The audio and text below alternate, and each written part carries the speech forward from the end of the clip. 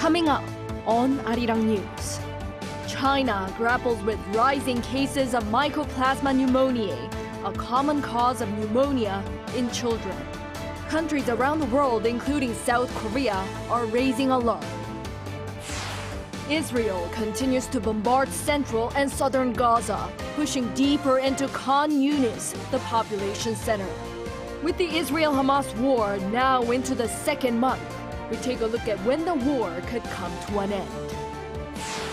From special K-food zones to tax refund machines, local shops here in South Korea are getting upgrades to welcome visitors from all around the world with the gradual recovery of tourists after the COVID-19 pandemic.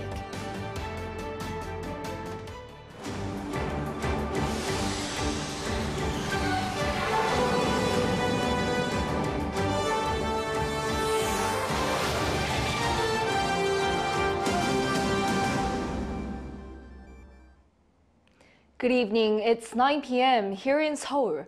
Thank you for joining us on Arirang News. We start with China, seeing an unusual surge in the cases of Micoplasma pneumoniae in children. And countries around the world, including South Korea, are raising the alarm. Our Park Gun-woo explains what you need to know to prevent the spread of this health concern. Concerns rise with the spread of respiratory diseases in South Korea and in other countries. The illnesses include both the flu and what's called Micoplasma pneumoniae, the main pathogen causing community-acquired pneumonia in children and young adults. According to the Korea Disease Control and Prevention Agency, 270 Micoplasma pneumoniae inpatient cases were counted during the fourth week of November, a 1.6% increase from the first week of that month. Mycoplasma pneumonia causes cold-like symptoms and, in worst cases, pneumonia. Mycoplasma is concerning medically and epidemiologically in the fact that it is quite transmissible among people who are more vulnerable than the others. The same doctor specifically noted that children up to 4 years old and those immunely weaker are the most vulnerable. He's also concerned about newer cases being resistant to regular antibiotics, leading to doctors using stronger ones. The expert spoke about preventive measures which are similar to what people did during the COVID-19 pandemic. Would be prevented if we were to, constantly and very frequently wash our hands, wear the mask, and avoid going to public spaces and coming into very close contact with people who are having symptoms.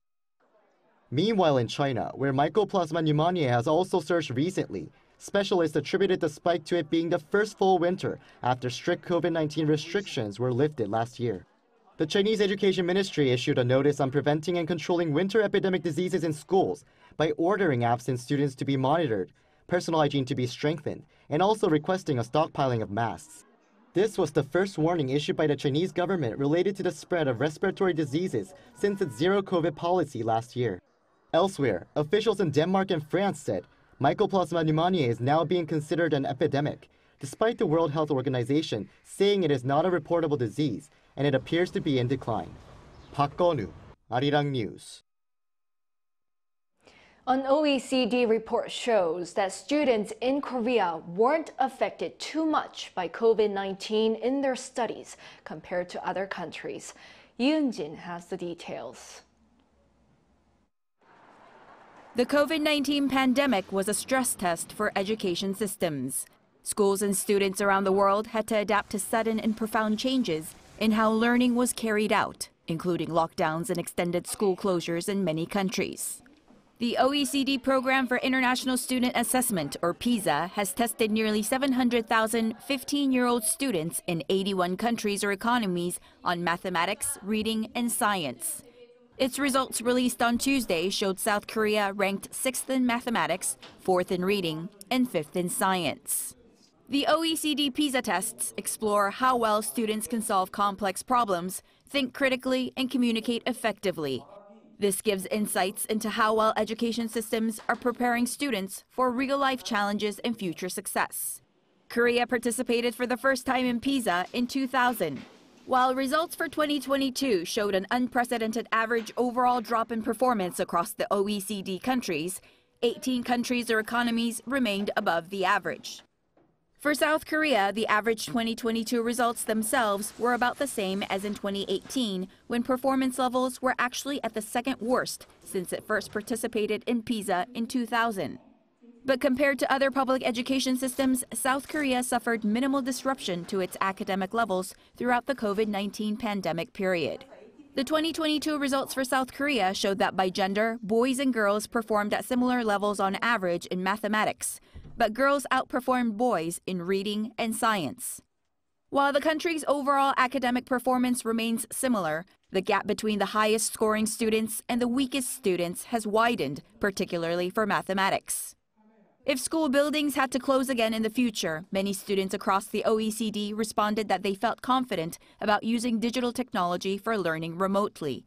And some 70% of students in South Korea felt confident about using video communication programs. 이은진, Arirang News.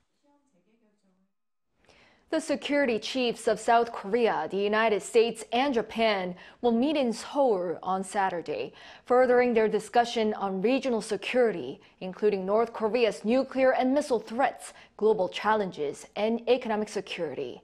The presidential office said on Wednesday that National Security Advisor Cho Tae-yong will hold a three-way consultation with Jake Sullivan and Takeo Akiba as part of a trilateral agreement reached at Camp David in August, which established the annual meeting.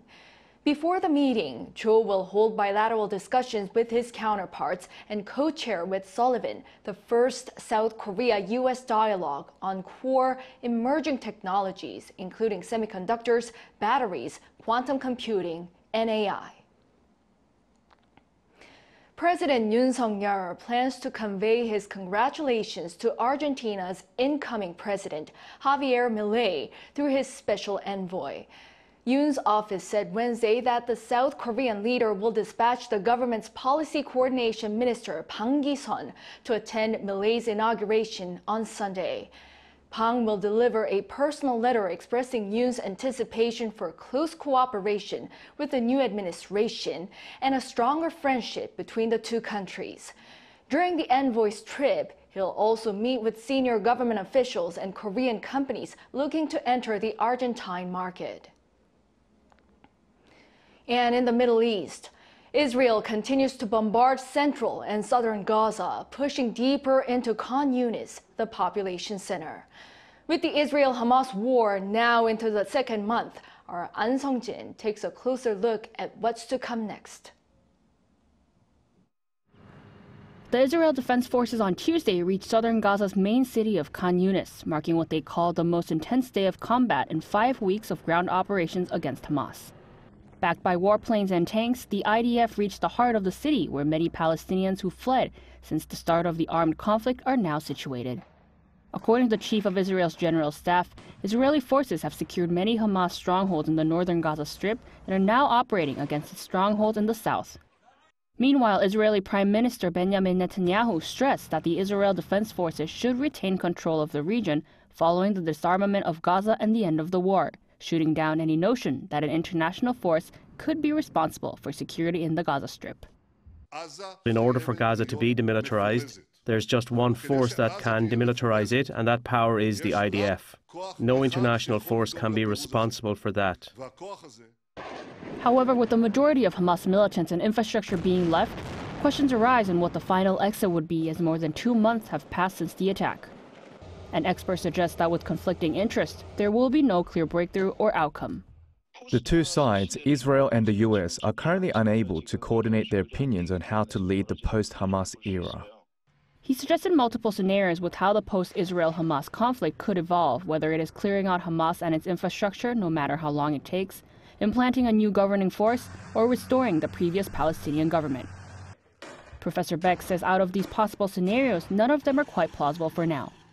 Complete eradication of Hamas, while rescuing all hostages, cannot be compatible. There are no other powerful forces other than Hamas that have the power to take over the Gaza Strip, and the previous governing body in Palestine was already unpopular due to corruption. Despite Israel's intentions to govern the Gaza Strip, with several actors holding their own interests, it is becoming difficult to pinpoint a clear path forward in the Middle East. An Sung-jin, Arirang News. Japanese Prime Minister Fumio Kishida is hosting an online summit of the Group of Seven industrial nations on Wednesday. Chief Cabinet Secretary Hirokazu Matsuno said at a press conference that the G7 leaders are likely discussing Russia's war against Ukraine and the conflict between Israel and Hamas. An international comprehensive framework on advanced artificial intelligence will also likely be high on the agenda. The G7 are Britain, Canada, France, Germany, Italy, Japan, and the United States, with the participation of the European Union. Ukrainian President Volodymyr Zelensky is set to join the meeting as Japan wraps up its role as this year's rotating chair. Italy will take over the grouping's presidency from Japan next year. In the U.S., findings for the month of October show its labor market is responding to the Federal Reserve's tight monetary policy. That is to say, the resilient job market has shown signs of cooling to the lowest level in over 2 years. Our Modéer explains. Job openings in the United States dropped to the lowest level in more than 2 years, signaling a cooling labor market on the back of high interest rates. According to the U.S. Labor Department on Tuesday, the number of job openings fell to 8.7 million in October, a sharp drop from 9.3 million the month before. It's the lowest number of job openings since March 2021 and is also lower than the expected 9.4 million job openings projected by Dow Jones. This decline is significant as labor market conditions are considered by the Federal Reserve when forming their interest rate policies. Despite the Fed's aggressive rate hikes to ease inflation, the U.S. job market has been surprisingly resilient. This latest figure, however, suggests that higher interest rates are finally dampening demand for workers. It also falls in line with data released last week that showed consumer spending slowing in October. With this latest announcement, Wall Street had a mixed end to trading on Tuesday amid expectations that the Fed could start cutting interest rates soon, and the 10-year Treasury yield falling to its lowest level since September this year. The benchmark S&P 500 sector indexes and the Dow Jones Industrial Average fell, while the tech-heavy Nasdaq gained 0.31%. So I see a dichotomy as to what's going on in the market today between bonds being very bullish, yet it looks like, obviously, that stocks are a little bit more cautious about the outlook for their prospects going forward. The financial markets have shown fluctuations throughout the past few months, with the S&P 500 index rising by over 10% in November from late October, amid hopes that the Federal Reserve has halted their rate hikes. It's widely expected that rates will stay unchanged at the Fed's FOMC meeting next week, but some stock markets investors are reportedly betting on rate cuts in March next year. More economic indicators are due to be released before the December interest policy is announced, such as the November jobs report. Moody, Arirang News.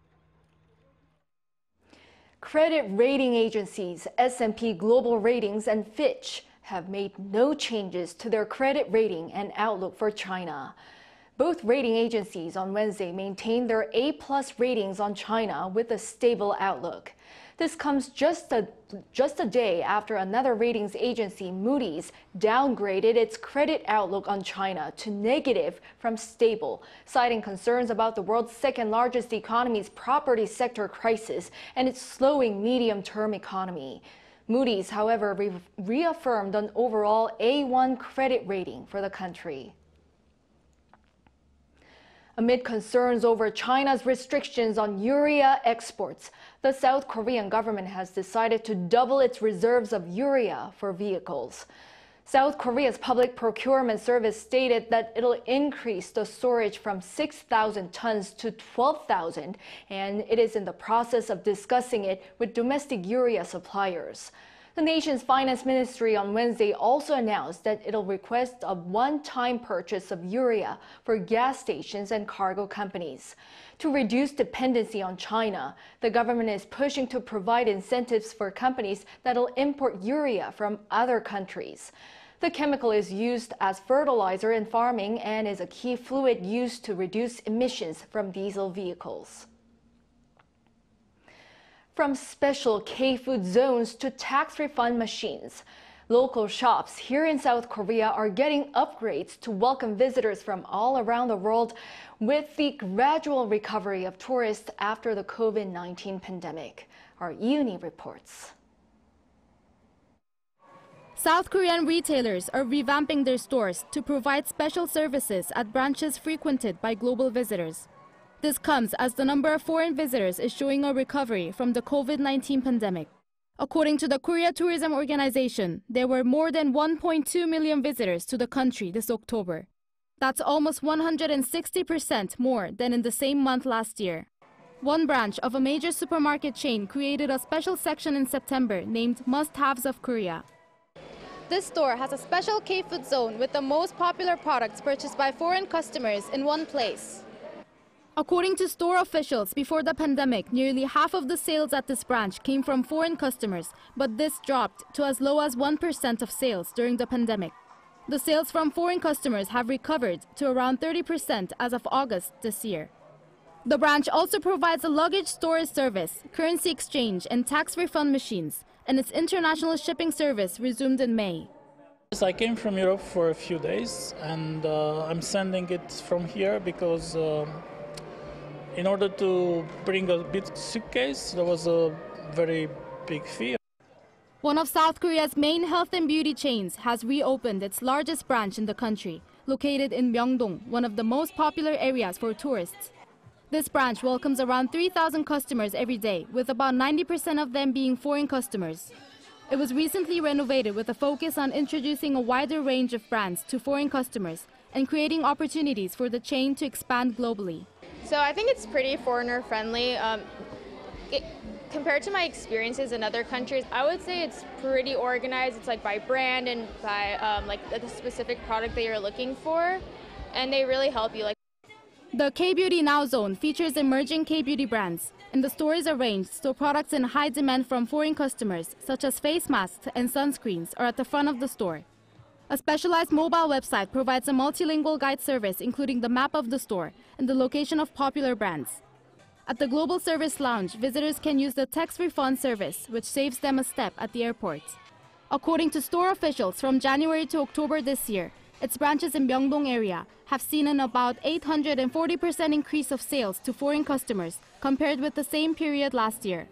They added that this year they also saw customers from a wider range of countries, with more customers from English-speaking countries and from Southeast Asia and Japan. Yoon, Arirang News.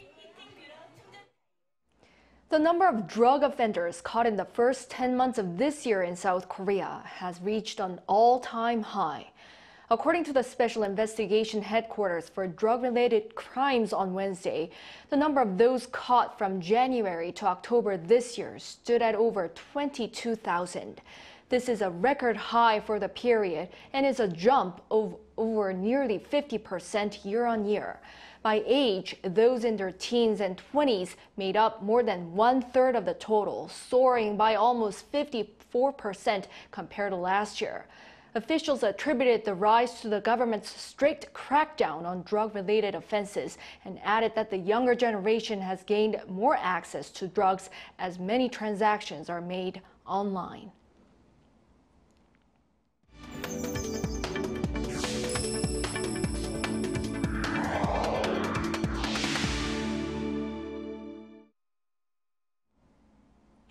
South Korea is an active contributor to the international community's efforts to address global challenges and achieve sustainable development goals. And our Lee Si-hoo sat down with Ulrika Modéer, the Assistant Secretary General of the UNDP here in Seoul, to discuss what's particular about Korea's cooperation.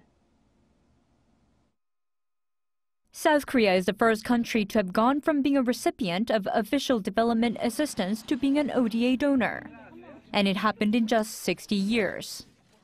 Ulrika Modéer, the Assistant Secretary General and Director of the Bureau of External Relations and Advocacy of the United Nations Development Program, says that South Korea's development journey is an inspiring story for many countries today. When Korea engages in international development cooperation with the UN, it can speak to its own experience. And that gives a lot of trust as we build relations. And trust is something that is very much needed in the world of today as well, because there is an increasing lack of trust between North and South, East and West, with shifting geopolitics as well. And what's particular about South Korea's cooperation is its long-standing commitment to helping those who are marginalized. So many times when we see Korean engagement, it's support to people who live with disabilities in or because of conflict and war, like in Ukraine, for instance, or female victims of gender-based violence, which is also support that we get from Korea in work in the Democratic Republic of Congo. So it's really also to look for those who may live in the margins in most conflict-affected or poor countries, not to leave anyone behind. While many of today's conflicts need political solutions, assistance and aid can play a key role in preventing future conflicts. We also believe that we need to invest much more in prevention. Some conflicts may not be able to prevent, but many of them actually are. And here I also believe that this increasing engagement on behalf of Korea in the international development cooperation and the focus of prevention will be really key. Modéer says there's a need for more countries to believe in the impact of international development cooperation. I believe here the investments that Korea is doing in international development cooperation is making change every day, whether in Ukraine or Laos DPR or in the Democratic Republic of Congo. But it's also bringing countries together in this belief that we are one humanity and we only have one Earth, and we have to work together to solve many of these problems. The UN Development Program will discuss with South Korea its continued engagement, especially in the potential of digital sustainable development. 이시후, Arirang News.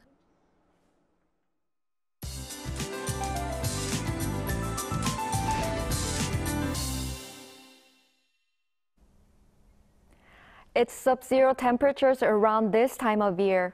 However, unlike the seasonal norms, the weather is getting milder these days. Along with early spring-like temperatures, smoke from overseas is on the rise again.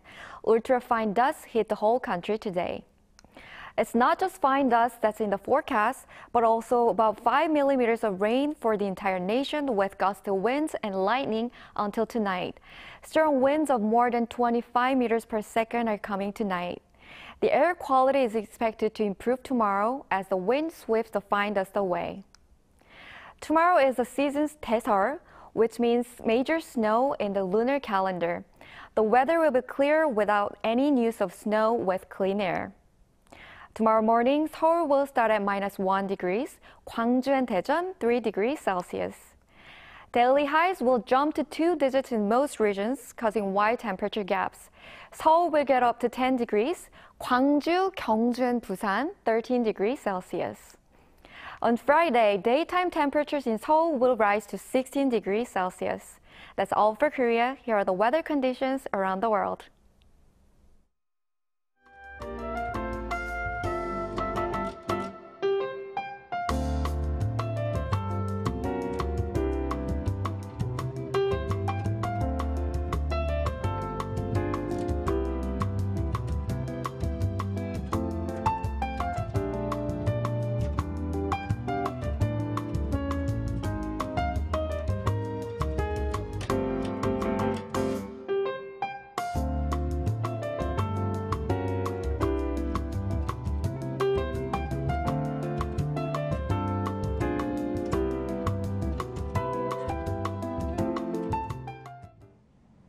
Well, that is all for this newscast. Thank you for watching. We'll be back at 10 p.m. with our AI headline news. Good night.